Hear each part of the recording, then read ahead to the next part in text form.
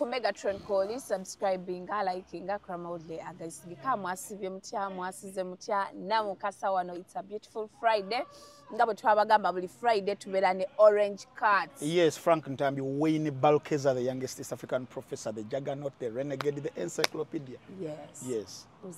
Abali ku Megatron Media banange tubalamusizaako ne tubabuuzaako oyo nayo naje muwangaalira mu nsi ez'enjawulo tuli ku mutimbagano kitegeeza tuba tulabwa nsi yonna n'abakutumidde abali e Japan.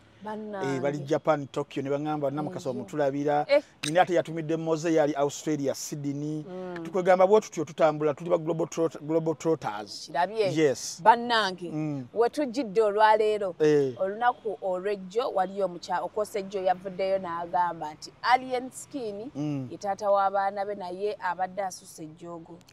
mu kumukuba yeekansa yaba WhatsApp n'abateeka bonna mu nnyumba yakola kabudumulaasi ngenda kusiba faamu y'abakazi tekeko n'essengenge bagudo be bakuuma abakyala b'omukulu naye omukyala yeekubidde omulanga ayagala n'abaana omusajja yamuggyeko n'abaana tutandikire ku domestic violence mu bufumbo ate nno ng'ebyo biri awo era bagamba tuva mu bizibu tudda mu bizibu ate ne taata naye byayogedde ne taata naye asiikula fitina agala omusajja avundire mu kkomera agenda mugulako ogw'okuliisa amaanyi ogw'okujjula ebitannajja kale kwegamba bizibu ebiri ku kabira naye ensaba eno disclaimer njikuba wano ku Megatron engewe eri enkola yaffe ffe tunnyonnyola era tutemaatema nsonga ensonga eno webeereze naddala ng'erimu elementi y'omukyala omukyala abeera alina soft sport eri society mulimu ensonga z'abaana on the other hand mulimu element ya alien skin naye ayina abagoberezi be yes tumaliriza olumu ensonga tuba tetuzikutte bulungi nga tumaliriza side emu enyize banwanisa bankuba yes so mbadde mbasaba nti shoyo olunaku olwaleero ffe tugenda gikukwata ngeri ya 360 nkola ya King Saha 360 side eno webityo amateeka galamula gatya tuberenga tujiwunzika jenebere wunzikiddwa yes so amawulire nagalaba omukyala erinnya lye ye Namusoke Aisha yaleese emberebezi naye ensonga ezimu kuzaayogeddeko kusinziira wano mwabaddemu biwuliriza no bino biwulirize bulungi byengenda okubanga nkugamba lwaki ngenda kuwa examples z'aba celebrities oba stars abakubya abakyala baabwe mu nsi endala abaguddwako emisango egimu kwona omwana ow'obuwala ebimu ku byali mu kwogera ne taata nga tuyinza olowooza ng'ebyokusaagiriza ne bifuuka ekizibu alien skin ayinza okumaliriza maybe naye direction yagenzeemu yaba Arakiri yaba Puff Daddy Arakiri sawa zino bamusiba life imprisonment Puff Daddy naye ayolekera life imprisonment I was born in Eternal continue yagamba atya I was born in Eternal kasita abantu bakwewuliridde tebali buzibu you were born in Eternal sisi yayimba kale kati omusajja watwali ki ali ku life imprisonment naye nga era emisango gye gimu kuki bikwasaganya ne wano era buli wobeera ng'oli celebrity ng'oli star ng'oli personality mu ggwanga erya Uganda wuliriza bino omukyala ku bimu ku bye yayogeddeyo yagambye wano yawambibwa n'ayogera ekyokubiri nakubibwa n'ayogera ekyokusatu natulugunyizibwa n'ayogera ekyokuna sifuna kyakulya asiba njala nga bupuusi bw'Abaganda anti tebalina mmere yawo n'ayogera ekyokutaano mpisibwamu amaaso n'ayogera ekyomukaaga omusajja waayagalira waakubira nafuuka kagoma ka lubendera n'ayogera ekirala n'agamba nti omusajja waffe tebakola ki tebamumanyi n'ayogera ekirala nti baganda be webajja nabo batwalibwa misinde tebabagalira ddala kufango webale nnyo ate taata n'atugattako nti ono yajjula ebitakola ki ebitannajja lwaki mbyogeddewo ebityo nti mu situations bwe ziti mu ba celebrities engeri gye bafunamu amannya baba n'entalo mpitirivu olumu n'abantu ab'enjawulo olumu ababa baalinda edda nti Namukasa tumulinze mu kaseera kano baba oli wakwatirako bwati nga ne bano bajja Arakeri ebintu bye yakola yabikola ebimu yabitandika bikola mu 1992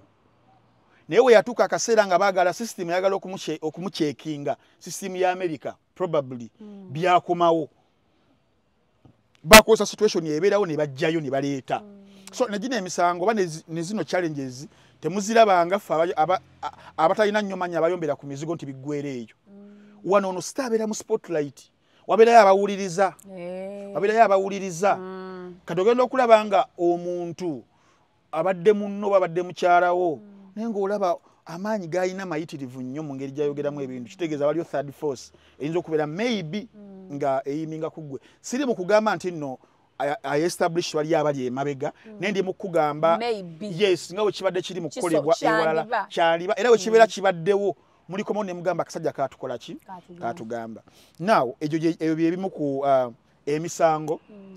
omwana ow'obuwala namusoke Aisha byavuddeyo okubeera ng'agamba namusoke agamba baamiitinga mu mwaka 2026 saidi ze Kansanga gye baali ekyenjawulo oba miitinga mu 2016 ye teyayogedde mannya teyayogedde myaka tata yatubuulira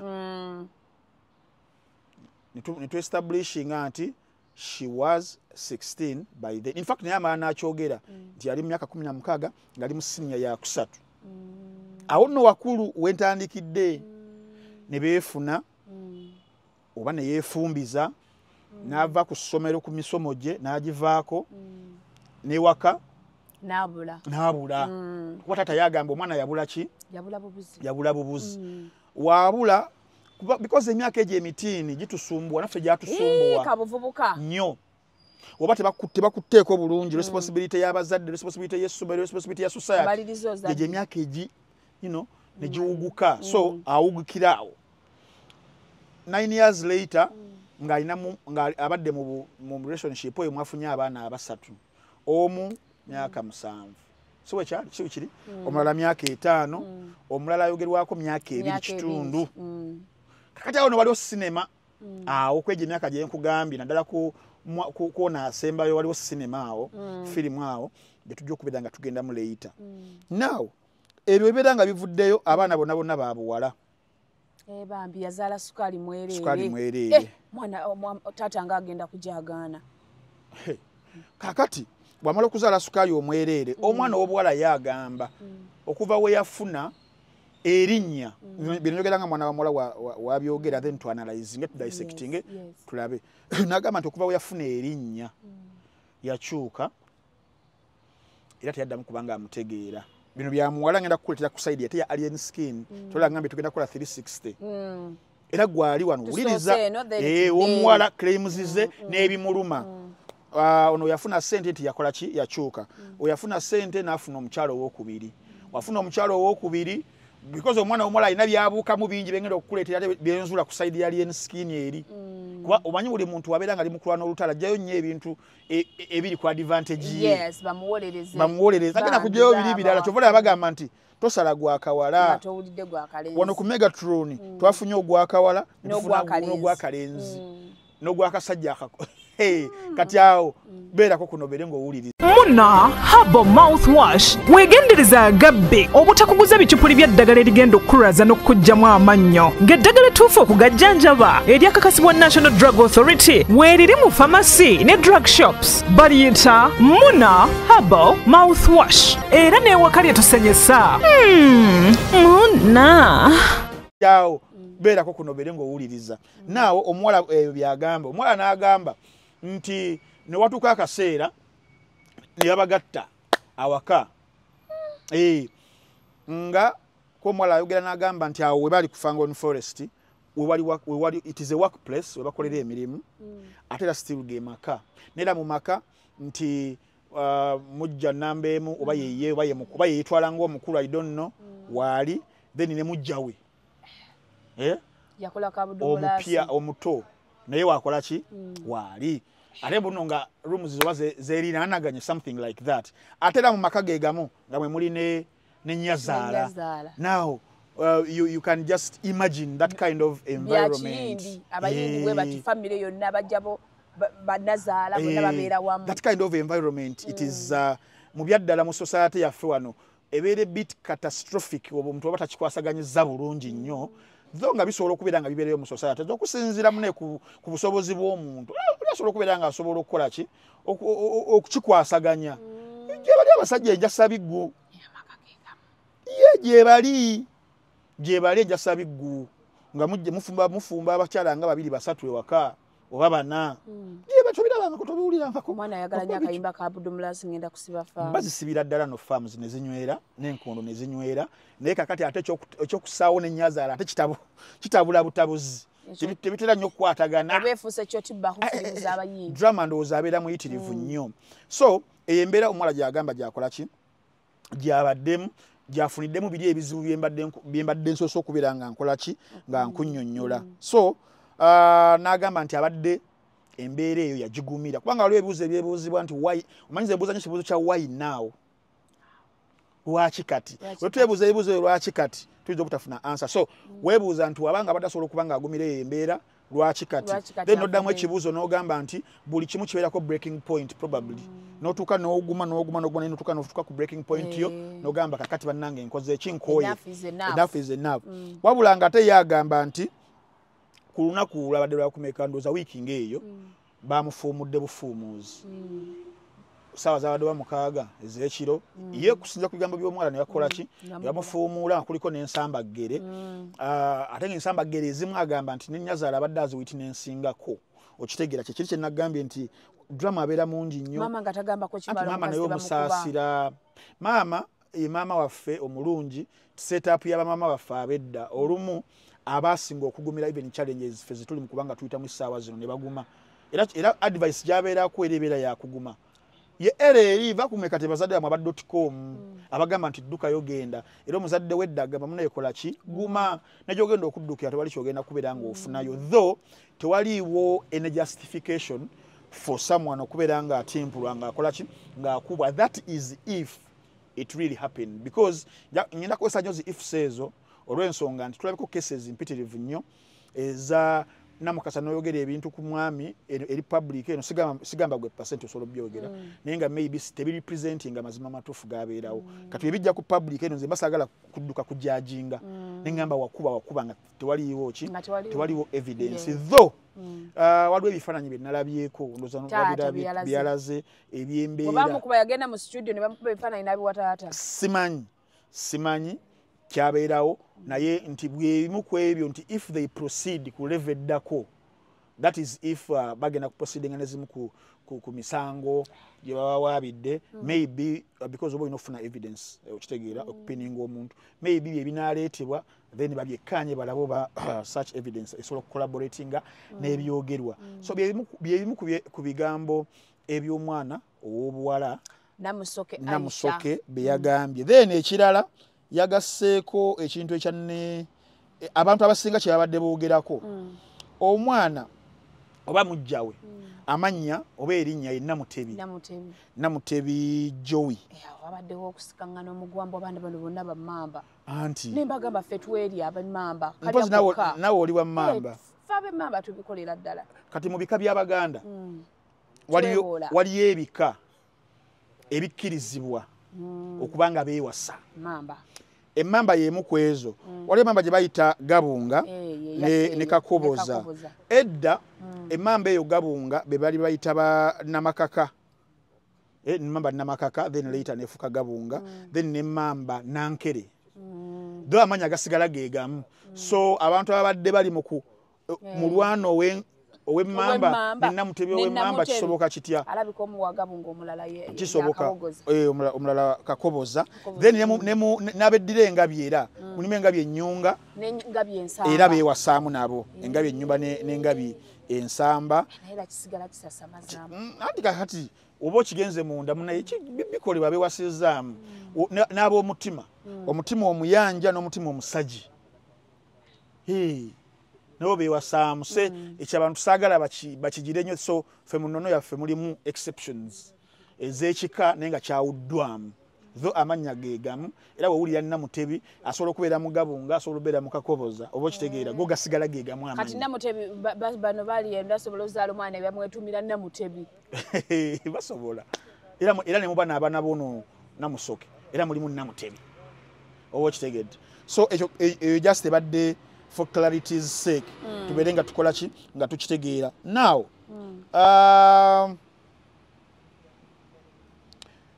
ku side kuba yebadde side yebadde representation ya mwana wa buwala kangende ku representation ya side ey'omwana w'obulenzi tubeere nga boy child yagamba nti ng'omuvubuka yena wa ghetto life has to move on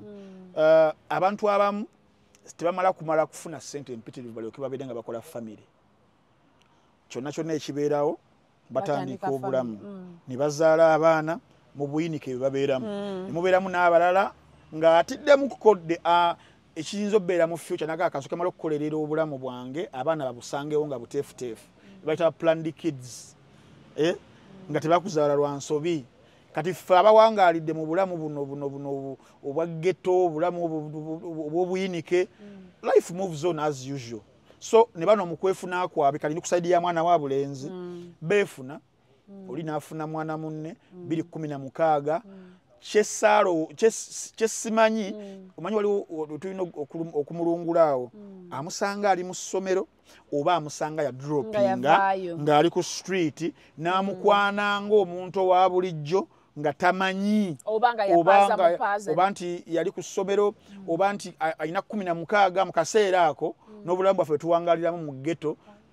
okwefumiintiriza okwo kuyinza okubulawo goge mazima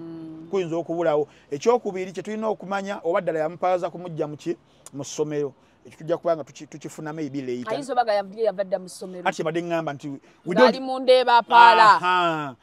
oli n'amusanga ne beesiima nekye badde ngamba ne batandika ki amaka oba ne batandikwa relationship yavaamu amaka mu mbeera ey'obuyinike ne bazaala omwana asooka ne bazaala omwana owokubiri ne bazaala n'omwana ondowooza owokusatu ajjamukko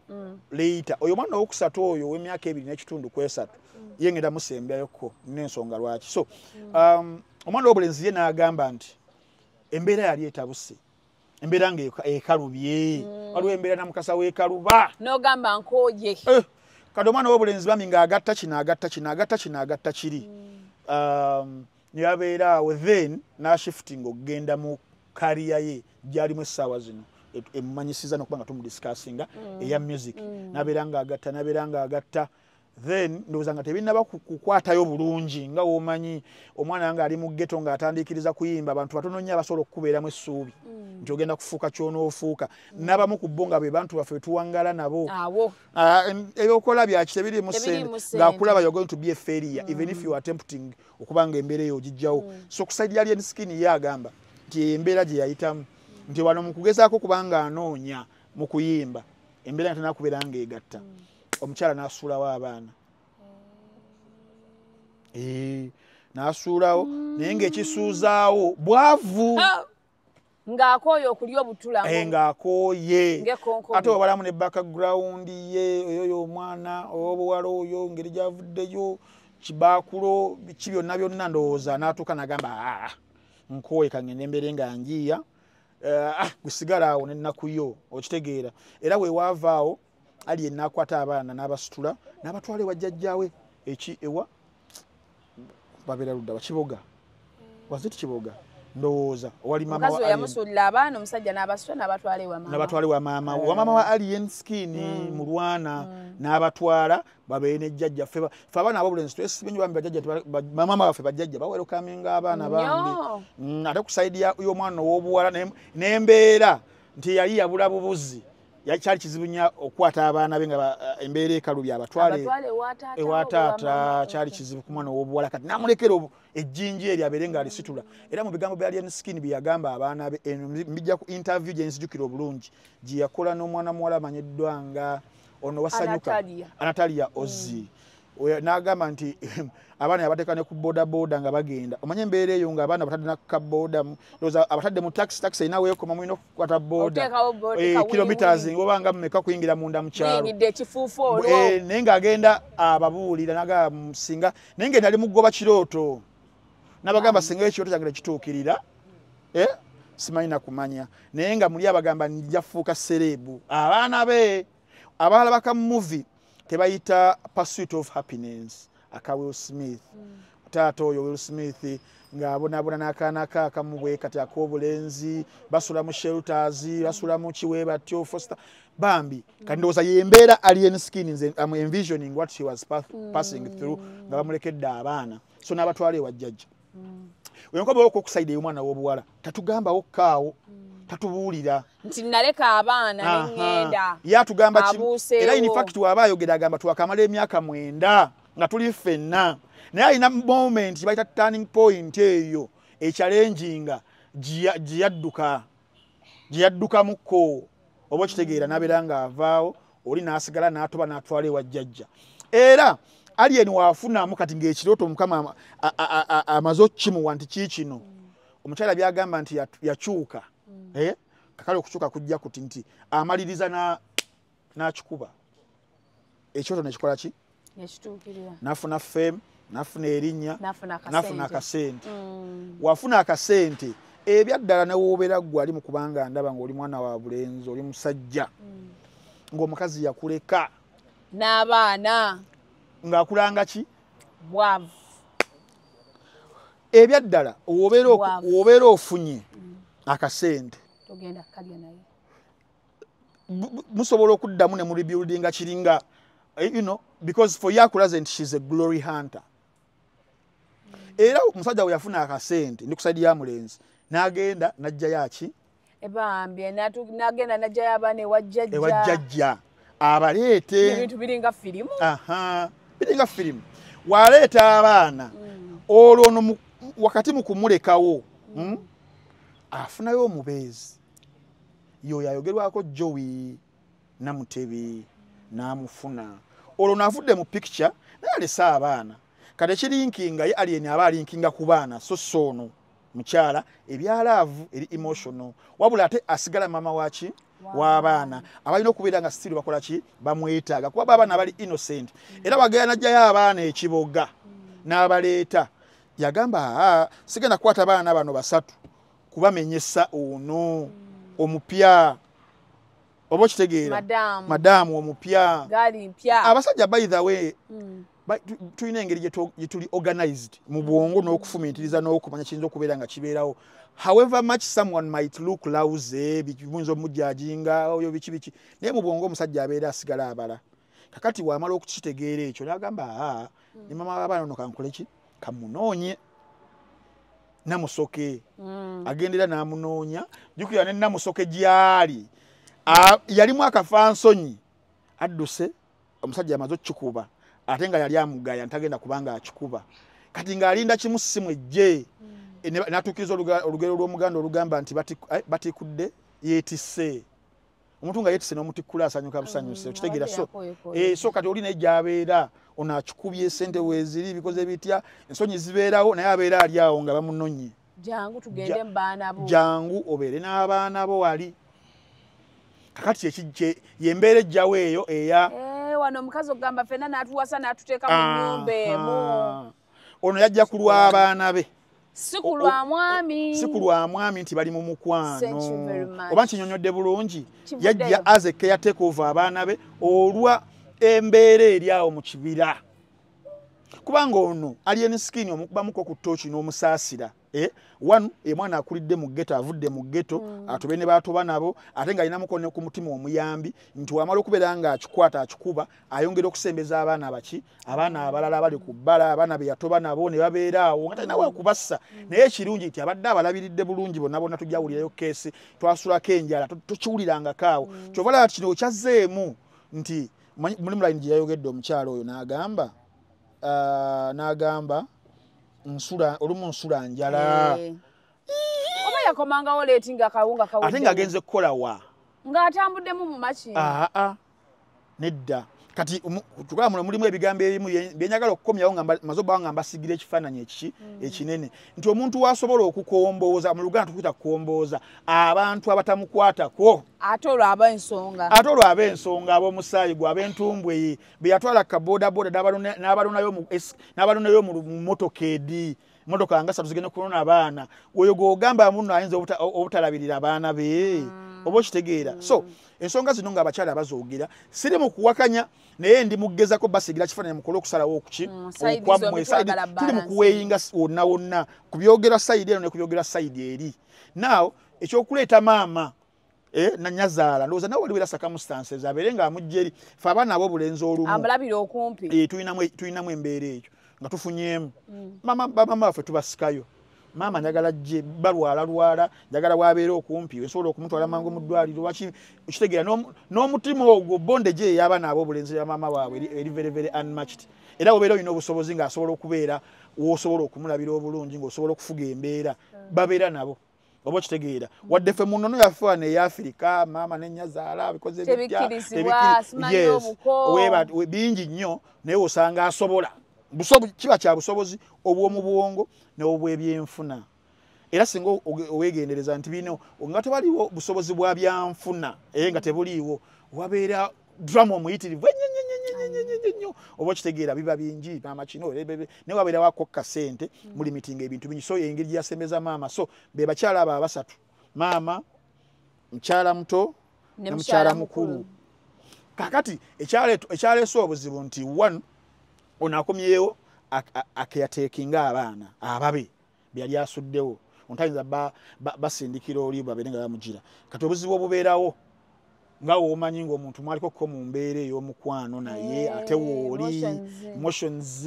love eyo biki mwoyo madamu yadde namusoke namusoke yakomawo ku sayidi eyiye edda naye oli teyeerabira oli yaba yakutadda mu birowoozo yakuta mu feelings yakuta mu emotions naye muntu alina feelings wabeera gwe ngondeseewo because sirina nenfuna olwo feelings wezidda kati ndowooza wewasinga okuleeta emberebezi conflict ey'amaanyi wakati mu kulwanira omukwano ku sayidi ey'omwana ow'obuwala ono nga tayagala kakati awo drama abeerawo muyitirivu nnyo ebyo ono nga tayagala olaavu agirago ono ate mujja namujja beerinaanaganye kakati nebingi byetutwalaba naye awo aba simujjawo awo namusoke tabamujjawo Namutebi anti yaba mutwalanga mujjawe kubanga munawe namulinamu abaana bikoze bitya abamuganda kitya tumanyi nti omusajja bw'akyawa omukazi n'afuna omupya we mwesanga n'olyo gwe bakyawa kimuganda wange bwekyo twakigoza kimuganda wange kakati ndowooza awo newabeerawo drama muyitirivu nnyo ebyaddala woba osoma ku domestic violence cases ezisinga embeera eyo bwetu nga wenjikunyonyola tebibulamu kuyomba olumu omusajja n'abeera nga asirisa olumu n'abasitinga olumu n'empi zino zivaayo so simanyi oba mu mbeera eyo empi wezakola ki wezaavayo that is if zaavaayo ono ojjukiramu byeyakuyisaamu akwezibyeko agira bwati ate akyojja mukyala muto ebibanga ddala byaliyo I'm just creating for you guys a picture okitegeera so ogenda okumalirizanga omutako ono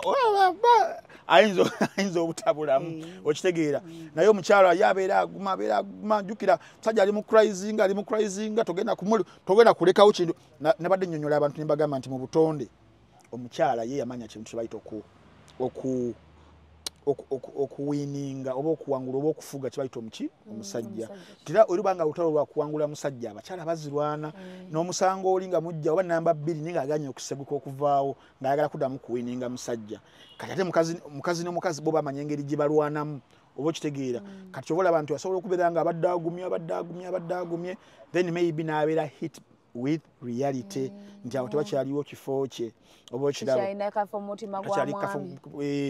omugambako oba n'aboggoka oba olumu embeera neescalatinga ne faces nezikola ki nezivaayo webale nnyo so yeyo embeera yaabo ababiri gye nkusiigidde then ngenda kuleeta eya taata then tugende mu analysis kasooka tukubeko ku bulango bwa bakama baffe Yes. Yagatandikira ku munno waaki. Ngenda tandikira ku H&K Pro Cleaning Solutions. Abantu mugende mu H&K Pro Cleaning Solutions abasangibwa side ze Bunnamwaya okulira na Bunnamwaya Police Station ne Mukono na Suit Kanana bakola no bikiba na H&K Pro Cleaning Solutions. Bakola kyabata full house cleaning ne bakuyoyotera ennyumba n'eberanga etemagana ng'efaanana bulungi kafofu nsonda ku nsonda ne bakcleaninga sofa sets in abana bafukamu olumu abana bayiwamu ko obuugi bakola bata nezidda buto carpets kyekimu ne bagenda ku rooftop cleaning gaba mategula oba gabira mabati ne ba cleaninga then ne compound yonna yokuba kusaawa yokuba kuyonja bichi kikomera byonna ne aberanga ensonga bazikwasaganya saako namwe abalina hotels nga mwagala furniture aberenga alongosebwa they can do that for you namwe abalina hostels bakubire ku namba z'essimu 0706 85 25 abiri munya oteeka bu video bwa muzeyi ne 0752 08 nabo kubitudeyo mu show beba Sham Confection Plus. Sham Confection Plus wasangibwa ku Equatorial Mall okulira na KCCA offices shop number P9 baba yamba kubanga bakuteekera omukolo kutandikira kujaba na birthdays ejanamu abakulu bakuteekera birthday oneberanga eri memorable abagala okuproposingira abakyala bamwe abagala abamwe abalina events nga kwanjula abalina graduation abalina mbaga ogubera mukolo nga gwa bya masanyi abasham Confection Plus nga teba gutimbira dala bulungi bakabaka mu decoration atenga banika juice era kano ka juice kavudde mu Sham Confection akali muno akali very very natural bakakolako sakono kubiranga ba surprising abagala abamwe kubanga baba kubirabo olino omwagalwa ogoli bweri wagwanga yali wano ngozagala mu surprising oba nawe ngoli wano osobola kubiranga oyitamba na ba Sham Confection Plus era bayinayo ne week gye basobola ku dedicating okubanga ogenda noyiga okubera nga okola ebintu webito sebo ebera wiki emu bino n'obiyiga gomwana w'obwala nga tolina mulimu ogera n'ofuna skills bweziti embeera n'ebeera nga etambula ddala bulungi nnyo yakuyigiriza baking, juice training, bread making saako ne decoration basangibwa ku Equatorial Mall bakubire ku namba z'essimu 0704 65 69 ana ne 0782 37 89 93. Bu video obufunye bu video tusoke tu playing obwa tata playing ya tata awo tata mukambwe naye tumugende mukko tata afoyo tulabe byayogedde nabitegeeza ki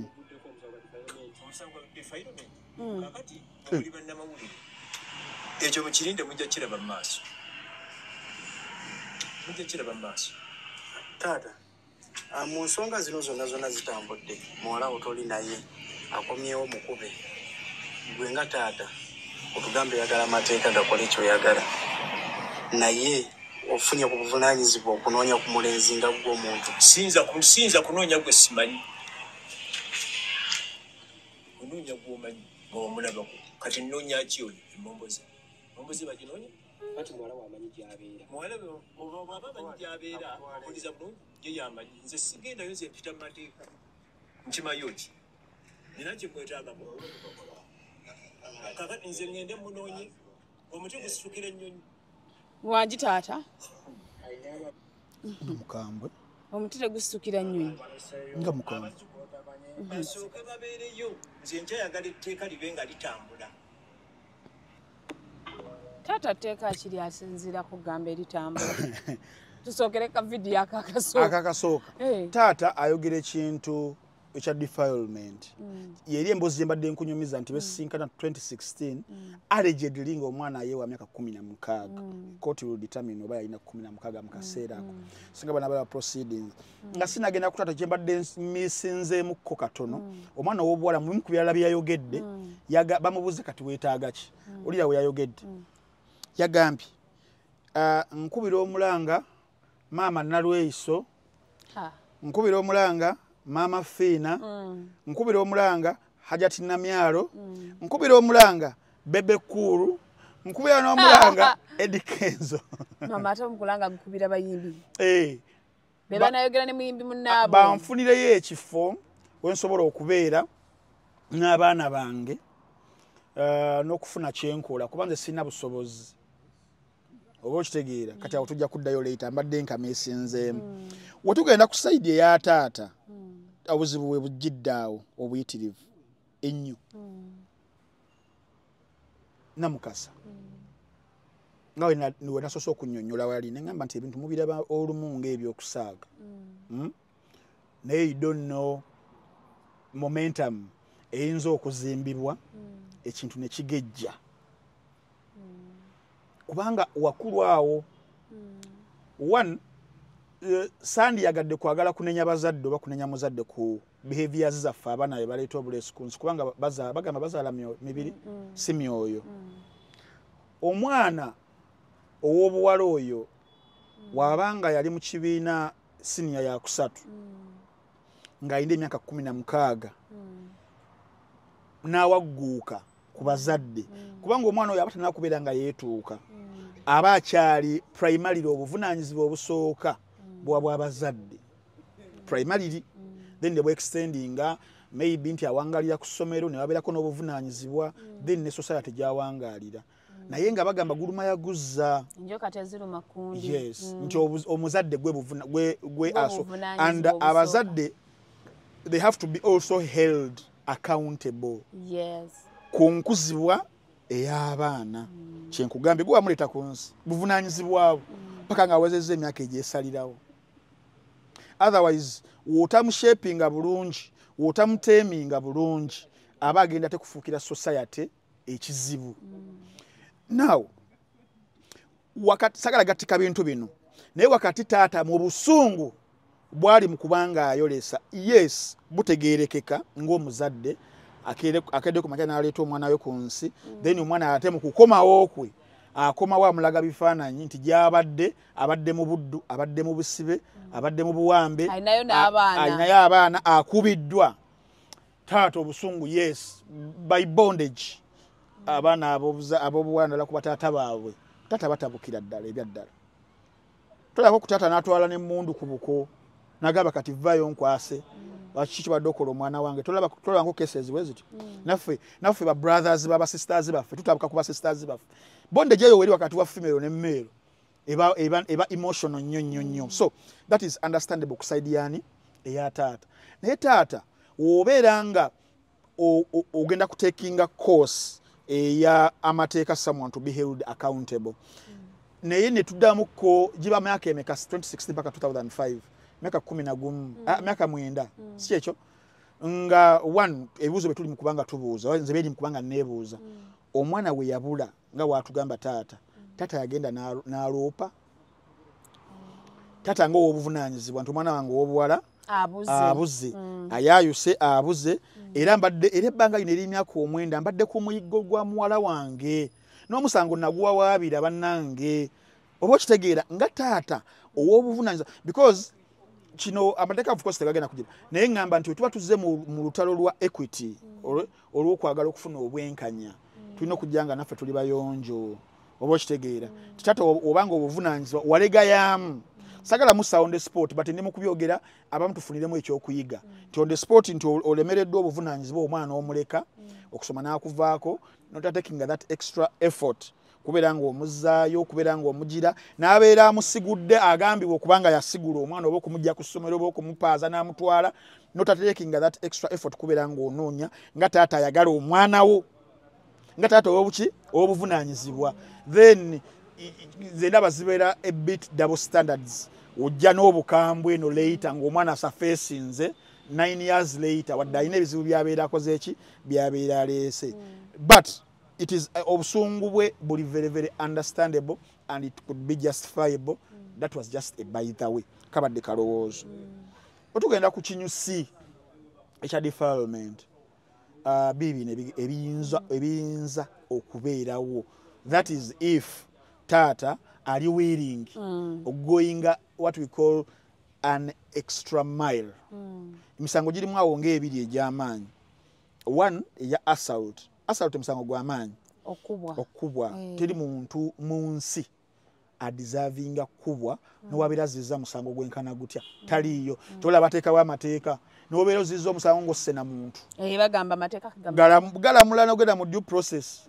paka ne bakusalira ekibonerezo abakyalina akalabba ne bakakozesaako ali ne mukalabba nako era kati waliwo etteeka erayita mu nsi zirina obulabba era nga tolina kufa mu bulumi mulimu abakyalina anyway ensi zikyuka ezirina ebibonerezo ebyenjawulo nabiki bye bigendamu naw omwami amanyiddwa nga Puff Daddy ngenda mukuleetera Puff Daddy y'omumanyi onyimbira y'akayimba nga onyimbidde aka R. Kelly tumanyi kana akayimba kagamba I'm coming home home. Tell the world that I'm coming home all the way yesterday. Yes. Mose bazimanyi kati I'm coming home. I'm coming home. Puff Daddy y'omu ku ba latest sijagamba na victims ebisango gye yakola y'omu ku ba latest celebrities abali mu celebrity life abali mu kufesinga ebisango emiyitirivu ennyo nga mugimu kujja omulimu ogwo gwa Assault. Waliwo omukyala bali amuyita Casey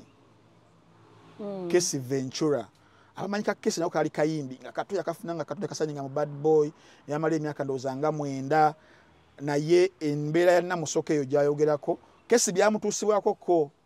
Puff Daddy omwali n'okumujja nti yali amukuba amusamba amuvictimizinga amurecordinga mu bikolwa ebyekikaba nga waliwo abaliibwa biyitirivu nnyo naye mulimu ka video CNN ke yafulumya I think that was last year incident yabeerawo mu 2016 nga Puff Daddy ajje Casey mu hotel room ng'ali mu kumusota akavideo akabasinga baakalaba era kuzimu ku charges gwegula kuba nti bamala ne ba settling out of court kwogo gwe nyini ogwo loza Casey yamusasula akasente lwakuba atera Casey yakomyewo this year nga gutandise era naawe obujulizi ku nsonga ezo so mu nsi ezimu oba mu nsi endala ogwo gubeera musango gwaki gwa ddala wabula ate omusango ogulina okweraliikirizibwa gwe tulina okuba nga tweraliikirira oba alien walina okuba nga yeeraliikirira that is omusango guli ogw'okujjula ebitannajja tuwabanga yafuna mwana muwala oyo ne bagenda mu bufumbo ne beezaalamu n'abaana kitegeeza waliwo ekikolwa eky'okwegatta emyaka wegibanga gyali kinaakubeera nga gituuka mu ggwanga erya Uganda I think it is Penal Code Act that is Cap 129 gye bagenda okuba nga bamukozesaako etteeka erigamba era defilement erigamba nti omuntu waba tanakuba nga aweza myaka 18 consent ye ku bintu ebya sex eba tanakubeera nga etuuka kati gwe aba amukozeseza obeera ozizzaaki obeera ozizza omusango oba singa okubeera nga wazibu walina okuba nga yeeraliikirira bwe mba nkututte kuzimu ku abayinza okufaanaganyaamu R. Kelly tumwogeddeko kati kamunjogere ku keesi yasanga alien gyali mu kubanga ayinza okusanga ye keesi eyaliwo between 1992 paka 1995 afuna akaana ak'obuwala akali kamanyiddwa nga Alia nga ka myaka 12 Puff Daddy R. Kelly yayimba I was born in the tunnel kalimba ka storm is over. The storm is over, storm is over now. Yo. I can see the sunshine shining over me. Yo, kat. Yo. Yes, Nika, I believe I can fly. I believe I can touch the sky. Kati yo. Chenda mu ebiri afuna Alia. Omusajja oyo R. Kelly. Waliwo abantu mu nsi, abantu tuba n'emizeja. Yenga satisfaction ye mu byekikaba eri kuba kubaana abatannaba kwetuuka ate nga bali mu myaka wakati wa 12 ku 15 woweereza 16 interest yengekka ngalaba okuze abantu balina nadala abastars awo mulaba n'abagaggagaawo buli omu alina ebizeezeze ebitategeerekeka waliwo omugagga omu gwe baŋŋambako yenga satisfaction ye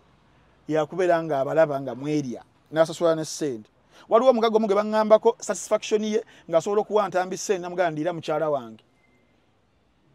ezo nazigaana baba nga bakuteze kati lw'okukuba amasasi banga abazibwako moze mugagga omu oba yagenda simanyi kati buli muntu Michael Jackson ye fantasy ye yali yakubaana bato abawo bulenzi myaka 5 myaka 6 myaka 7 gaye yazanya movie gye bayita Home Alone Colin McCulkney oyo n'abaana abalala nga abayita ne bagenda ku Neverland nibagiragira akana kabakebase mu buliri najja neyebakanako mu buliri nakakwatirira era emisango egyo yazozumba nanyo paka we yafa era gyamukosa nnyo between 93 paka 2001 era album ye yakolera Invincible egenda okufuluma nga ebyo webiringa abantu bamwetama ne floppinga oba kitegeera jaba ulirize moze uliriza now badde gamba arakeri ye fantasy ye mwana myaka 10 ejo 12 13 kati afuna akaana bereto afuna akaana ako then kaweze emyaka nga 14 nakakolera album nakasayininze nakakolera album bali bagiyita I think it was Age Ain't a Number something like that nti emyaka just a number nga kitwogera age is just a number some album bali bagiyita yali egendera mu conditions bwezityo najikakolera then atandika okukola tour jukira abazungu kasakola album bwetyo bali bayina enkola nga album kaseberange maze okutunda otandika tour wanonga yogamba nti ngenda kukola concert erugogo then nkole mukono bichibiche kati nebano bayina bwenkola yabwe nakati kyagenda maaso ofumya album netunda nga bajiwulidde then abantu babagala kuyayanira kulaba ni yagikola ki yagiyimba kati omwana ntatiko kubera nga akola tour mu incident emu mu 1995 akaana ako ka ali akali kawezezaawo 15 ni wabawo incident yali mu bus nga bagenda ku tour era bino biri mu musango guno gibaddewo 2 years ago omuwala amanyiddwa nga Angela yabalabanga ali mu kutuusaako ekikolwa ekyo nga kituusaako omwana w'obuwala Alia era ne manager wa Arakeya naye yavayo na testifying ku nsonga yemu naawe ekikolwa kyaliwo ku bus Alia nafuna olubuto Alia wafuna olubuto omusajja n'apapiriza agenda amuwase mu mateeka amuwase then of course tosobola kubeera ng'owasa eri mu America mu mateeka ag'Chicago mu biseera ebyo before 18 years kiyakola n'agenda ku NASA n'afekinga ID ya Alia nti alina 18 n'akola secret marriage secret wedding nako kati secret wedding eyo nga emisango singa gye bagizeeno mu maaso waliwo kye bali bayita statutory rape mu statutory rape act omukazi tawa bujulizi ku musajja nga bafumbo kati n'apapiriza agenda abeere nga akakola ki nga akawasa naye nga tekanawa kwetukawo kali 15-16 okitegeera abasajja bakitegeera ne babi analinga ne babigoba then ne Alia mu 97 nga awezeza 18 n'akola lawsuit n'agamba ebintu bye banteekamu nali sibitegeera nali sobola consentinga now years later mu 2019 ebintu ne bitandika okutabukira Arakeri emisango itandika okubeera nga gikola ki nga givaayo mugimu kwejo mwe mwali ogwo era mugimu mu conviction y'omulamuzi baguleeta wadde gwali gususseeko emyaka mu mawanga gonna waliwo kye bayita statutory limitations kyeki nti emisango egiri criminal bagamba nti kuliko ebbanga libawa oba togwawaabidde nga gufa okitegeera kati ku musango ogwo gwa defilement mu ggwanga erya America oba statutory rape kyeki kwe kubeera nti nno consent weeri ku mwana ow'obuwala naye emyaka gye tegiconsentinga wabula defilement iyo ebeera nuko ku kibuli ku kiforce ku mwana tanna kubeera nga betuka though they are used interchangeably now ebanga kye bayita statutory limitation yali liyiseewo nga tuli myaka meka imagine kuva 94 ekyaliwo paka 2019 jiba myaka emeka omoze mukaaga ne wano myaka nga 23 nga gikoze eki nga giyiseewo kati bakomyawo era baloya ne bagamba lwaki mukomyawo ngibanga yali liweddeko bamanya nti ensonga ezo zijja kubeerawo ne bakola kye bayita RICO Act Racketeering and Incorporate Corrupt Organizations Act. Racketeering kyeki be bantu nga akoze a criminal enterprise naye nga aluubiridde kubeera nga afunamu profits nakola gang either trafficking abakyala sex trafficking either kukola bintu ebito so racketeering kibeera nga kitimba ekyaba criminals nga bakoleramu ebintu but with gundi okubeera nga bafuna sente so libamukozesaako ne baleeta omusango gwo ne gukomawo ne gumukwata akaloma ne gukomawo amongst others yaddako kubeera nga akola ku baana abatana kubeera nga bakola ki nga beetuuka oyo Arakeri saawa zino life imprisonment now mu ggwanga erya Uganda gwe amateeka gagamba gatya singa keesi eno ebeera egenze mu maaso eya defilement omuntu yalibuuzizza nga bwe kiri mu America nti emisango egiba gibuuseeko ebbanga nga giri criminal towawaabira okibeera nga ebbanga liyise mu bazungu basirina ezo nkugamba beta statutory limitations mu Uganda unfortunately tewaliwo statutory limitation omusango teguvunda wano ensonga ne waba bazikola ojjukira keesi ya Dr. Kanokiza Besigye ne kyakuwa eya rape case bali bibaddewo bbangako mabegako neera bwe babireeta bagenda ne bawera ennemba so ne wano nti wadde waliwo gap 2016 paka 2025 myaka 9 ali in fact eri mu America gyo gibeera myaka 7 giyitako mu states ezimu ekyo nga kiggwa so ne wana mu Uganda obanga tewaloopa oba okitegeera unless otherwise nga mu kesi ya Arakeri yo akabadike bamukola this is the interest ya system nawo na mugwange ya Uganda wati tewaliiko ddala tewaliwo statutory limitation oli wagujjeyo ne gwagwa myaka 2 ne ba modifiedinga kati omukazi oyo kati yeetuuka ne batwala kiri ekyemabega we ba ne waba myaka 4 nakutwalayo nti biwanteekamu naye sina bibeeramu kubanga emyaka yali tekinakubeeranga gituuka couldn't consent nanti nkugambye mateeka ge Uganda gagalagaya ati zimbadde ni mukunyonyola that is general ekiri general I don't know how it will work or even they will even proceed oba ino kikola to go there now we ba tuse mu court evidence kusaide y'omwana w'obuwala dalo walina 16 ino bani ID anti kati bingi provisions nyingi zibateekawo birth certificate okuva kati saazo no munira ekweyimirira oba togirina bakozesa baruwa y'abatiisimu obanga oli musiraamu mugaba kyewa mu omujiji kadi y'omujiji mpozi bano basiraamu baisha bikola I don't know what they give mu religion eyo ebibeera tebiriiwo ebyo nabyo basobola okukozesa abazadde bennyini ne basoyalinga ne bajja ne boogera basobola okukozesa documents olumu ez'okusomero because ezimu zibeerako birth certificate bibeera bingi nnyo so that is the evidence gyaba basobola okubeera nga aleeta that is if even bagenzeeyo wabula ate waliwo ekyebuuzibwa watifu bonna beefuna bakyali bato nga tebanneetuuka watifu ne alien yali tanneetuuka 17 mwenanga muli baana ku baana teeka liramula litya mu ggwanga erya Uganda ligamba omwana ow'obulenzi obeera ng'obweze emyaka 12 n'ogenda mu kikolwa ekyo 12 ku 18 obeera n'ogenda mu kikolwa ekyo etteeka terikuleka lireka bali 12 and below terikuleka I don't know waki babonereza nnyo omwana ow'obulenzi simanyi wamwana mwana mubeera bato naye oli baba yali wa 16 ye yali wa 11 wabanga yali wa 17 katugeze wabula teriwaate harsh punishment singa zino eza 18 plus era ebiseera ebisinga bagamba maybe agende mu rehabilitation that is if wa 17 mu kaseera ako nga balopera wali mu 2016 nga bona bayite banakubeera nga betuka omusango gubeera wali omusango bayite ogwa Uganda versus oba yali John Chintu he was a 17-year-old era omusango gwe bamala okugusala ne gumusinga bamugamba atwalibwa rehabilitating bwe then yaveeyo okitegeera so those are exceptions wezityo so I don't know mu kaseera ako munnaffe yayina emyaka miki emeka I really don't know but mbadde njagazaako okusiiga kifaananyi biki ebibeerawo mu situations bwezityo kakati awo bye byamateeka now nga tudda ku the general picture ekifaananyi ekinene kyannaku okubeera nga embeera eri bweti kyannaku kibi ng'omwana ow'obulenzi kyobola mbadde nyala kugira situations zonna boy child omukwatibwa ku nnaku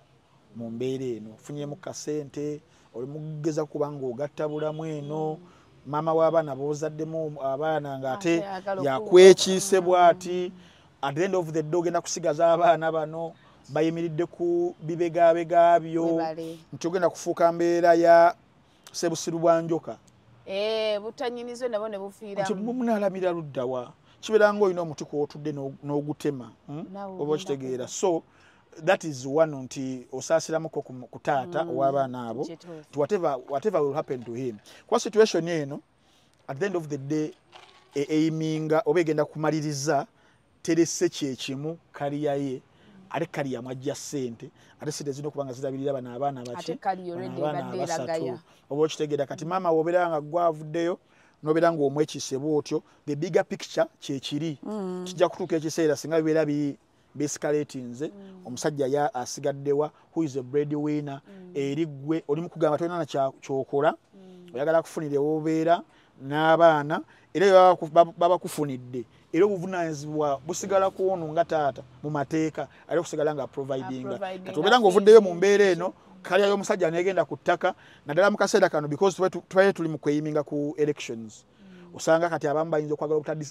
okuassociatinga na muntu bwatyo akwakale mu ggwanga ya Uganda ebintu bibeera kifuula nnenge ne mu mawanga ag'abazungu if these cases come no one would want to deal with you contracts bazisazaamu simanyi tours anagenda okubanga akulaba they cancel bo balina cancel culture mu ggwanga ya Uganda tenakubeera nga cancel culture enywera ne alien skin esaawa zino mu mawanga gali yali badde already cancelled okitegeera naye nga te breadwinner wo ye breadwinner w'abaana wabula ate n'omwana ow'obuwala naye alina right okubanga yeekubira enduulu weebeera nga embeera gy'ayogedde yeri mukubeera nga emuyiswamu kati awo wewali obuzibu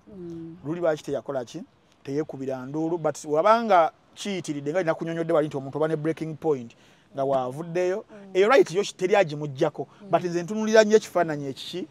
ekinene wakati mu kubeera nga right yes ogirina wakati mu kubeera nga tuvumirira ne sekuvumirira yenna ekikolwa ekyokutimpula ekyokukuba that is if kyaliwo then okay kati bigenze biranze akwatiddwa atwaliddwayo newaba avuddeyo but it can't remain the same naddala nga woyogedde nti saaba zino career ya Alien owa 2023 oyo yeetikka omwaka ennyimba azikubye ensi yonna yonna eri ku ye newa 2025 ono olaba nga mu graph there is a bit of kukamuko wansi but ng'omusajja ali mu kubanga alwana addemu okubeera nga akola ki ng'asituka kati teri kiwaringa nnyo kubanga ate wakati mu kwagala okubeera ng'osituka oli mu kuyimuka ng'ate omuntu ogw'olinako attachment nga bwetyo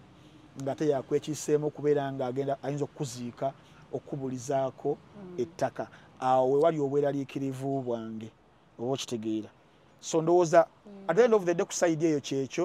naye my prediction would be yani babadde nomba mugenze ku poliisi naddala ku nsonga ez'amaka era babagamba kimbabatuuza bayita ono ne bayita ono nsonga ki if bakansalas babeerawo ne bakansolinga then recommendations kyekiyinza okukolebwa gwe oyagala ki oli willing okubeera nga okimuprovidingira nti ye kizibu nnyo sirabawo situation ya ebyo kutuuka wali mu kooti ebyo unless taata nga alemezaamu nnyo najjayo kiri ate kyendabanga nakyo tekyetaagisa nnyo ssaawa zino tekyetaagisa nnyo ssaawa zino bano abaana abasatu bazzukulu bo n'obeegaana emirundi 10 bazzukulu bo musaayi go taata azaala omwana owobuwala n'ebino beeyogera abo sibamanyi omusajja momboze saagala kumulaba yatuse n'okumugamba nti erinnya Alien bibeera I don't think that was necessary for a person omwana ow'obuwala gwazaddemu abaana at the end of the day obusungu bubeerawo but ebigambo tebyerabirwa tata gosanga nga abazzukulu bagamba atisobola kuwummulira wa jjajja oyo taata woyo omwana ow'obuwala atata byakola binzijukiza omukazi bye yagambye nti kufango ntebaagala famire ya mukyala baleka emimwa balina minderemu kyobalaba nti omusajja oyo Alien Skin nze nali ngenzeeyoko kufango nyawo naye nze engeri gye namulabanga ayambamu n'abantu abatali babe okitegeera abaana bakuŋŋaanyizaawo kwagala basitula naawe bennyininyini abaana because omukazi mu kujja mawulire ekisooka era yabadde era ayagala nnyo ovugira mu layini y'abaana tebayambibwa tebakola ki but abaana which I believe they go to good schools they get education ali proper yes anti nze bwe nagendayo bankubirayo kati saategeera bulungi basoma na batasoma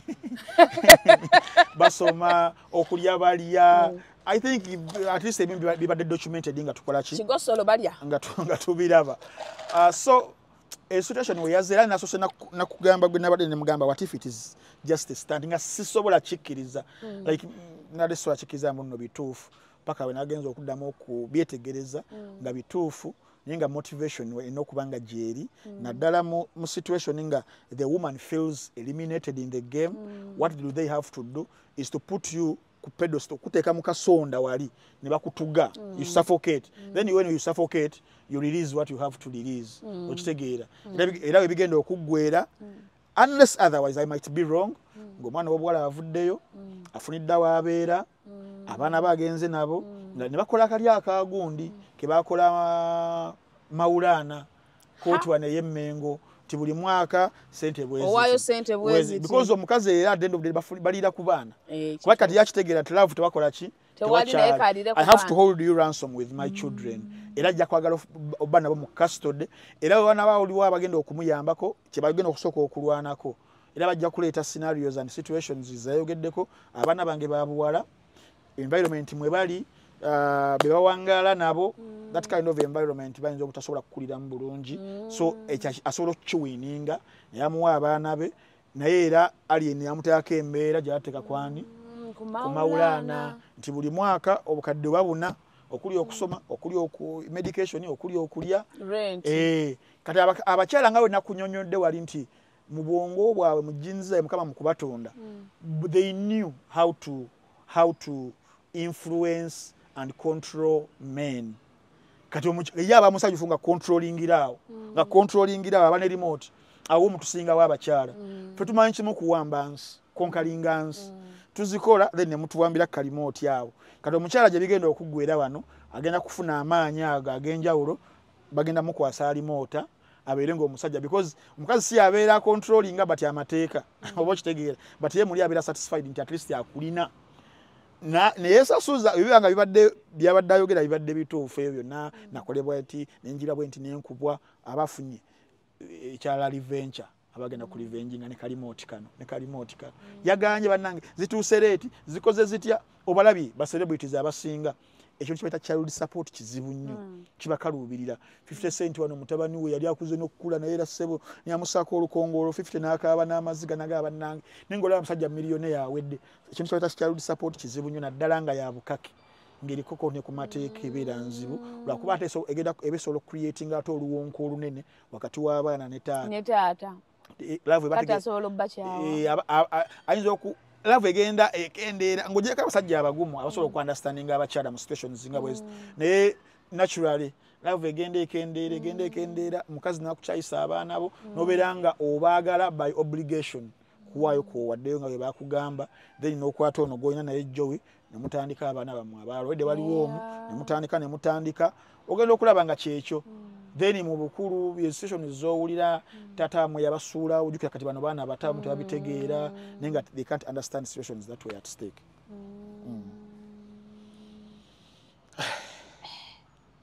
Embeera nno yeeyo tulinda omusango we gunaagenda taata bw'anakyongeddemu amaanyi naye akatalekeka ntambi nga tumaliriza gw'olowooza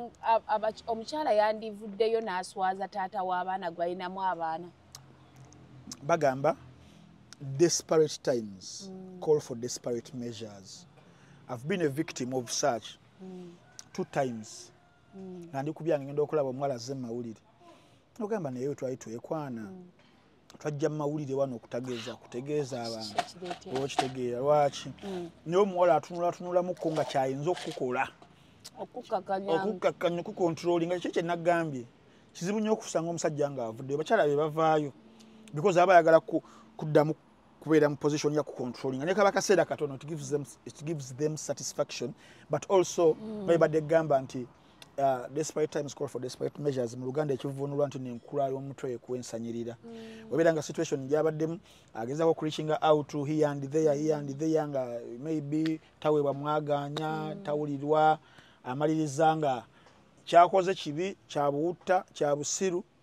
naye nga maybe ate kyekiyinza okumufunira attention it can call for attention and action okubaako byotereeza okubaako byokola so ndowooza kyekyo nenze sandi kiwagidde naye n'abakikola tulina okubeera lenient gye bali lwaki abeera babikoze tuba understandinga ekyebibaddewo okumaliriza nga zze wano ebibeera nga biri justifiable nga birimu ensi ate nga bituufu wekito wekibeera kizze.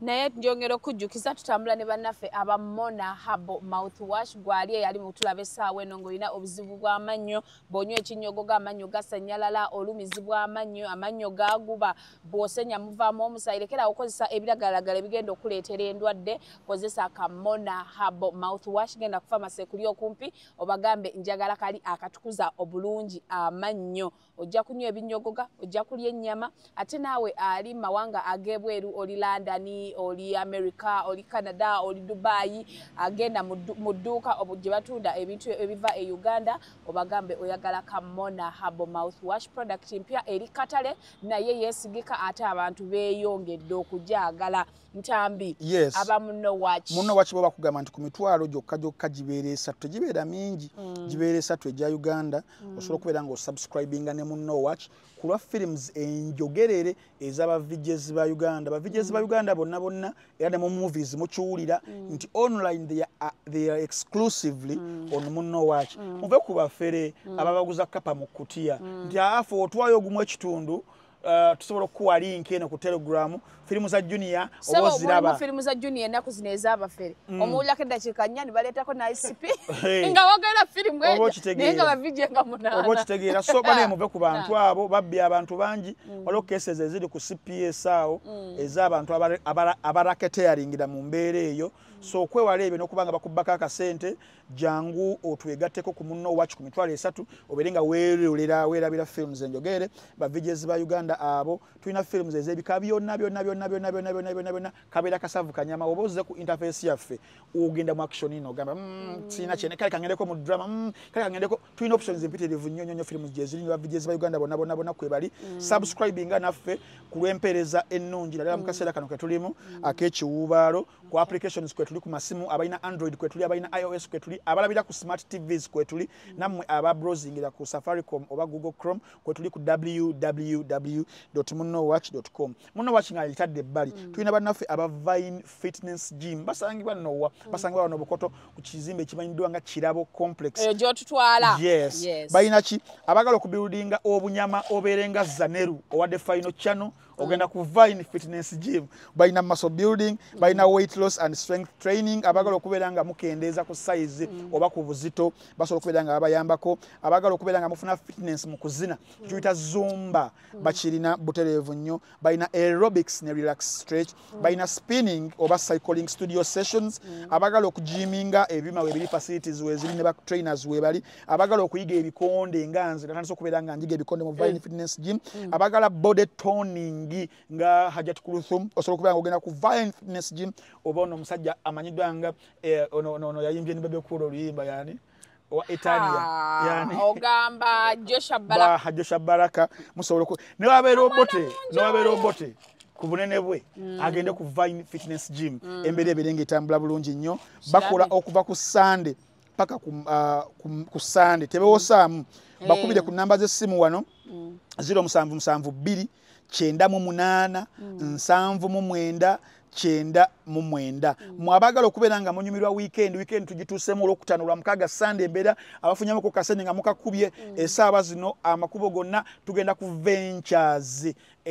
side za wano Najera Ventures ebbaala eri ku rooftop wali waggulu erina empeereza ennungi erina ebyokulya ebirungi erina ebyokunywa ebyekika kyonna entertainment mu ba DJs ba Uganda abali top shutter security weeri butereevu nnyo ate akawewo kakufuuyirako ddala bulungi n'obeera ng'olengera ekibuga nga bwe kitambula kyonna kasozi kubanga tuli waggulu ku rooftop babayita aba Ventures Bar and Lounge abo nno nga mbavuddeko chap tulina bannaffe aba Biva Organic bagamba nti bo ebeera mmere Dagala Dr. Senjobe saidi zao emengo abaami abagala ka wake up call nga babagaya abana etuswala abaami mukazi nakugaya tomalako saizi ntono bikoze bitya kimotoka kifuno wokikoleza tekiddadda ebikondo byagaana berango ogenda ku Biva Organic abaina allergies abaina okukololo okunga mukuba n'emyasi senyiga muyitirivu nnyo Biva Organic eddagala abaina senyiga tagenda abafuna okuziira abaina asthma tagenda abasiizibwa mu nnyindo nga mukuba emyasi abaina emigejjo abakyala nga muli mbuto wabula nga muwanda buli ssaawa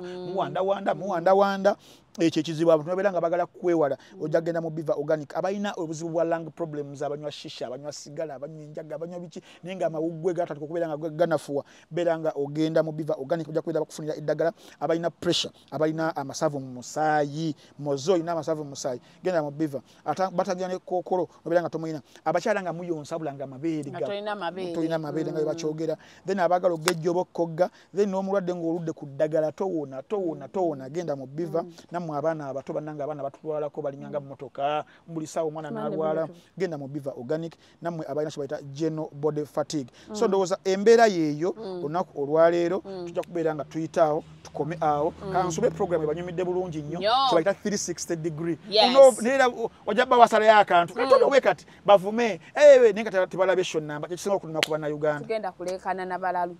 musibe bulungi mweraba